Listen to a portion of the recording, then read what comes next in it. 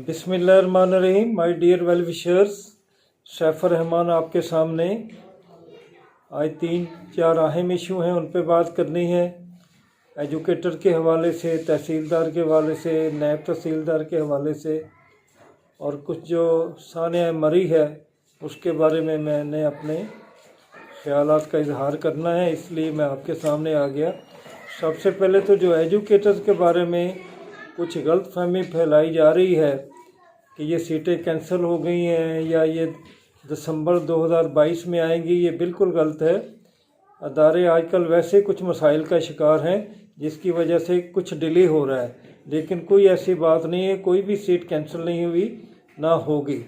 तो बार बार आपसे कह रहा हूँ कि इंशाल्लाह अप्रैल तक, मई तक हर चीज़ क्लियर भी हो जाएगी, एडवर्टाइज भी हो जाएगी और प्रोसेस भी शुरू हो जाएगा और कुछ लोग अपनी मंजिल भी हासिल कर लेंगे। और दूसरी अहम बात, फिज़िक्स और केमिस्ट्री के हवाले से मेरे वेल विशर पूछ रहे हैं कि अगर हम इम्तिहान ना दें तो क्या चांस ज़ाया तो नहीं होगा। इसी तरह क्या फ़ीस जमा करवानी है, फिर इसी तरह क्या दोबारा अप्लाई करना है। तो कोई ऐसी बात नहीं है, मैंने पहले भी बताई है। और चांस आप अगर इम्तिहान नहीं देते तो ये चांस आपका बरकरार रहेगा, क्योंकि जो पिछला इम्तिहान था आपका 2021 वाला, वो बिल्कुल उसके बदले में ये हो रहा है, समझे वही हो रहा है। तो अगर आपका चांस छोड़ देते हैं, अपीयर नहीं होते, तो आपका चांस महफूज ही रहेगा। और फिर खालदा साहबा ने उर्दू इस्लामियात की क्या सीटें आनी कि नहीं आनी, यानी मायूसी हमारे अंदर बहुत ज़्यादा है। तो उर्दू की 184 सीट्स हैं, इसी तरह इस्लामियात की 184 सीट्स हैं, तो वो सब आनी है। टोटल मैंने आपको बताया था कि 1692 सीट्स बाकी हैं जो पहले रिक्वेजिशन आई थी, और ये सब आनी है, इनमें कोई भी सीट नहीं रहेगी। आप अपनी तवज्जो तैयारी की तरफ मरकूज़ करें, वक्त बहुत जल्द गुजर जाता है। कई बार मैंने आपसे कहा है कि इसी तरह मेरे असामा, मेरे वेलविशर हैं, उनको कोई गलतफहमी हो गई है, वो खौफजदा है कि नायब तहसीलदार की सीटें कैंसिल हो जाएंगी, क्योंकि वाटर मैनेजमेंट की बकौल उनके कैंसिल हो गई। इसी तरह कुछ और सीटें कैंसिल हुई हैं ज़िलादार की, लेकिन उनकी अपनी अपनी एक वजह थी। अब कोई मज़ीद सीटें कैंसिल नहीं होगी। और नायब तहसीलदार की सीट तो बड़ी अहम है, वो कैसे कैंसिल हो सकती है। वो रेवेन्यू सिस्टम में रीढ़ की हड्डी की हैसियत रखती हैं। तो वो इंशाल्लाह तहसीलदार के बारे में ये गलतफहमी कि ये केस कोर्ट में है, हाँ कोर्ट में गया था, लेकिन इस पर कुछ स्टे ऑर्डर नहीं मिला। 300-400 लोगों को रोका गया था क्योंकि वो एलिजिबल नहीं थे, तो वो कोर्ट में चले गए। जब स्टे ऑर्डर नहीं मिला तो फिर प्रोसेस इंशाल्लाह होकर रहेगा, इसलिए आप बिल्कुल परेशान ना हों। तो दुआ करें कि ओमिक्रॉन से हमारी निजात जो है वो हमें हासिल होती रहे और हमें मज़ीद परेशानी देखनी ना पड़े, क्योंकि ये भी वायरल हो रही हैं, इसकी वजह से अल्लाह ना करे कि कोई परेशानी आ जाए। मज़ीद मेरे वेल विशर ने कुछ रिक्वेस्ट की है, जो कि बहुत दूर दराज इलाकों में रहते हैं और उनसे हज़ारों किलोमीटर दूर बैंक वगैरह हैं।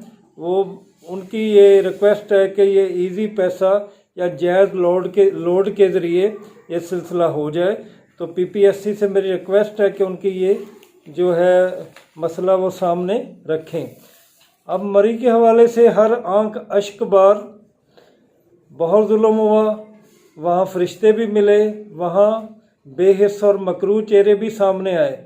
मरी के मकामी लोगों ने बहुत अच्छा किरदार अदा किया, और मेरे एक वेल विशर हारिस वहाँ के रहने वाले, उनके वालिदैन, उनके बहन भाई और बाकी सैकड़ों लोग जिन्होंने उन्हें पनाह भी दी और उनके खाने का बंदोबस्त किया। और वहाँ जो कारोबारी तबका था, जो कि होटल्स वगैरह बने हुए थे, उन्होंने जुल्म की इंतहा की।